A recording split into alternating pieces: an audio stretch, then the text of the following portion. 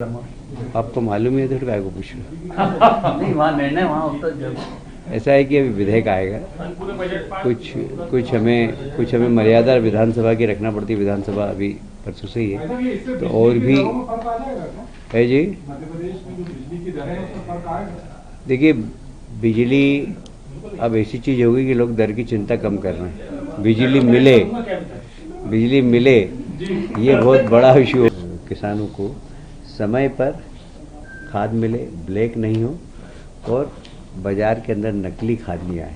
इसको आप सभी जानते हैं कि सावन का महीना चल रहा है और द्वादश ज्योतिर्लिंग में से एक प्रमुख ज्योतिर्लिंग महाकाल है हमारा, और धार्मिक पर्यटन की दृष्टि से एकदम भगवान महाकाल की आकर्षण सारे देश में बढ़ा है। और आपने देखा होगा लगभग 20 गुना भक्तों की संख्या भी बढ़ी है। कल हम लोग माननीय मुख्यमंत्री जी के साथ महाकाल की सवारी में थे और जिस प्रकार की भीड़ थी, तो मैं तो लगभग 40 सालों से जाता हूँ, तो अद्भुत भीड़ थी। मतलब अब प्रशासन के लिए भी चुनौती हो गया वो कि इतनी भीड़ को कंट्रोल करके बाबा को सीधे निकाल के और ले जाना।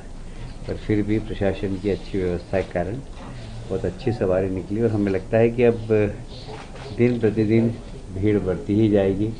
कल की सवारी के अंदर जो थीम थी वह थी लोक नृत्य, लोक संगीत और सारे प्रदेशों के संस्कृति वहाँ दिखाने की कोशिश की थी हमने, विशेषकर ट्राइबल। तो गुजरात के ट्राइबल नृत्यकार आए थे, मध्य प्रदेश के भी थे और बहुत ही मतलब अनुपम दृश्य था। और जो आनंद है महाकाल की यात्रा का और जो मन को आह्लादित करता है वो उसकी शब्दों में व्याख्या नहीं की जा सकती। और इसलिए ये जो हमारा प्रदेश का एक बहुत बड़ा उत्सव, मुझे लगता है कि आने वाले समय में ये रथ यात्रा जैसे एक निकलती है और तिरुपति भगवान की यात्रा निकलती है, ऐसे ही हमारे यहाँ भी महाकाल की सवारी की प्रतिष्ठा ऐसी ही होने वाली। जिस प्रकार जनसंख्या बढ़ रही है, क्योंकि मैं तो 30-40 साल से जा रहा हूँ, और जिस तेज़ी से भक्तों का आना जाना वहाँ हो रहा है, और इसलिए हम सब के लिए एक चुनौती है कि यह सवारी अच्छी निकले और जो भी दर्शक आए वह यहाँ से प्रसन्न होकर जाए, ये हमारी कोशिश रहेगी। हाँ जी, अब मैंने तो झांझ भी बजाया और पता नहीं क्या क्या बजाया, आप देख ही नहीं पाए जी। हाँ तो मैं बजाता हूँ ना। हाँ कल आपने डांस बजाता हूँ। शंखनाद भी करते हो आप? शंखनाद भी करता हूँ हमेशा करते और अच्छा करता हूँ शंखनाद। मतलब मेरी सांस बड़ी लंबी है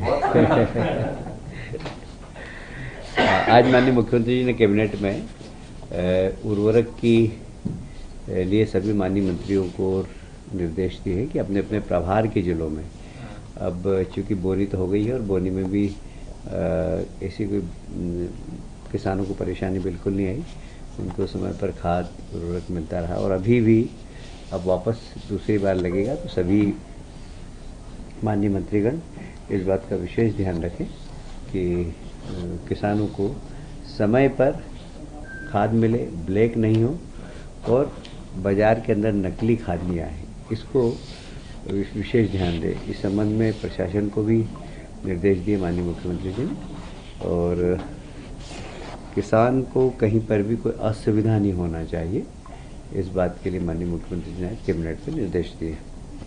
मध्य प्रदेश में आप जानते हैं कि हमारे यहाँ टाइगर रिजर्व बढ़ते जा रहे हैं और विशेषकर जैव विविधता से संपन्न हमारा प्रदेश है, और इसमें हमारे माननीय मुख्यमंत्री जी रुचि भी बहुत ले रहे हैं। और मुझे लगता है कि जैसे हमारे धार्मिक पर्यटन में हमने महाकाल लोग बनाया और उसके बाद लोगों का आकर्षण बहुत ज़बरदस्त बढ़ा है, अब जैव विविधता के क्षेत्र में भी हमने बहुत अच्छे काम किए हैं और इसलिए अब इसको भी माननीय मुख्यमंत्री जी ने बहुत फोकस किया है कि कैसे हम ज़्यादा से ज़्यादा यहाँ पर्यटकों को आकर्षित कर सकें। इसलिए इस क्षेत्र का विकास और इस क्षेत्र के अंदर कैसे पर्यटक ज़्यादा आकर्षित हों, इसके लिए हम मिलकर प्रयास करेंगे। आप सभी जानते हैं कि शेर, चीते अब मध्य प्रदेश इनके नाम से पहचानने लगा। अभी तक तो गुजरात ही टाइगर के नाम से पहचाना जाता था, पर मध्य प्रदेश की भी पहचान अब हो रही है।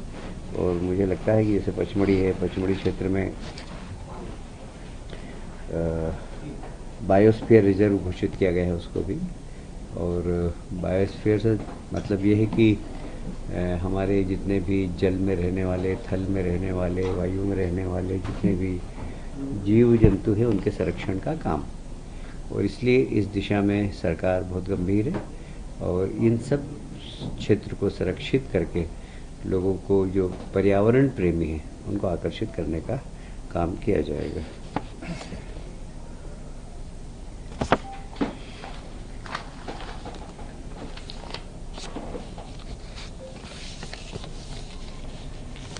अभी उज्जैन में भी मेला लगता है और विक्रमोत्सव उज्जैन में भी, और ग्वालियर में भी मेला लगता है।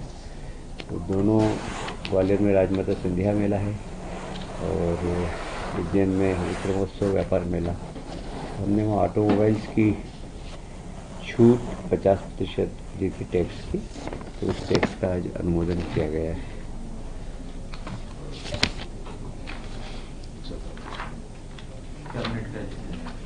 कैबिनेट निर्णय लिया है।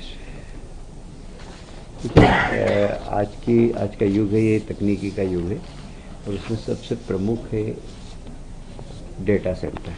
और डेटा भी विश्वसनीय डेटा, नहीं तो कई चीज़ें तो अभी सोशल मीडिया में ऐसी चलती है कि अपन ढूंढते रहते हैं कि यार ये जो चल रहा है ये सही है कि गलत है, कितनी प्रामाणिकता। तो प्रामाणिक हो और उस दिशा में गंभीरता दिखे सरकार की। तो माननीय मुख्यमंत्री जी ने अभी इस यात्रा के दौरान डाटा सेंटर्स में भी विज़िट किया और एक अच्छी तकनीकी का डाटा सेंटर मध्य प्रदेश में कैसे बने। और अभी इसमें लगातार तकनीकी का विकास हो रहा है। तो मुझे कहते हुए गर्व है कि अभी सरकार ने सांख्यिकी समृद्धि के लिए डेटा सेंटर को फोकस करके एक विश्वसनीय, एक जवाबदार डेटा सेंटर हम बना रहे हैं और शायद वो देश के अच्छे डेटा सेंटर में से एक होगा। इसमें भी आज कैबिनेट में काफ़ी चर्चा हुई, निर्णय हुआ कि मध्य प्रदेश की पहचान एक विश्वसनीय डाटा सेंटर के रूप में बने और अधिकतर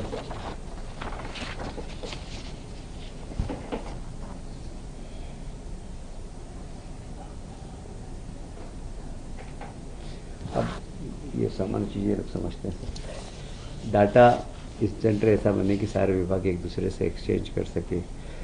सरकार, देखिए आज के समय में डाटा कोई सा भी हो, आपको कोई भी डेवलपमेंट करना है, जैसे सड़क बनाना है तो ट्रैफिक का डाटा चाहिए, आपको बिजली के वायरिंग करनी है या उसका एक्सपांशन करना है तो कितने लोग उपभोक्ता होंगे, वो डाटा चाहिए। तो डाटा आज के समय डेवलपमेंट के साथ एकदम जुड़ गया है और विश्वसनीय डाटा ये बहुत ज़रूरी है। इसलिए हमारे सब विभागों के साथ सामंजस्य करके हमारा डाटा सेंटर, इसमें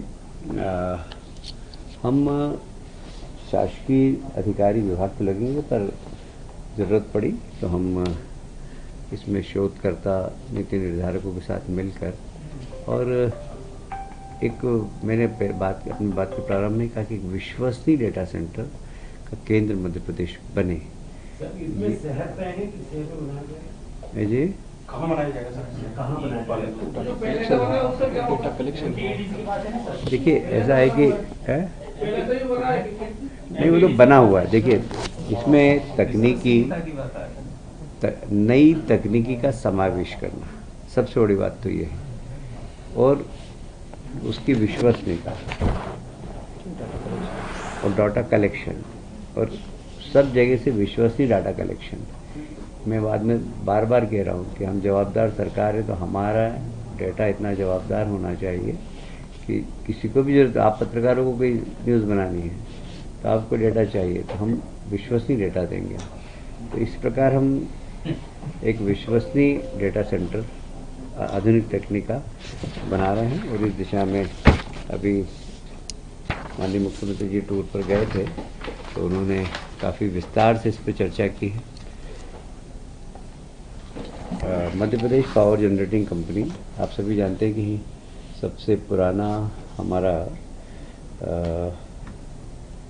गांधी सागर जल विद्युत गृह है जो हमारी बिजली पानी से बनती है और मेरा ख्याल है कि इसकी आधारशिला 60 में रखी गई थी और एक राणा प्रताप राजस्थान का है और हमारा गांधी सागर है।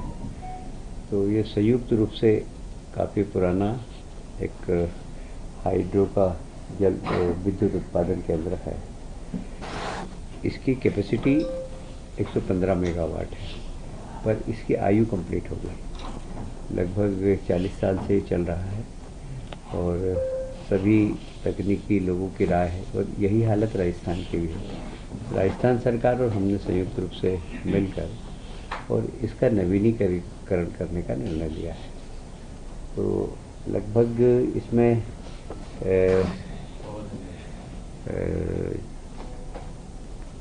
464 करोड़ का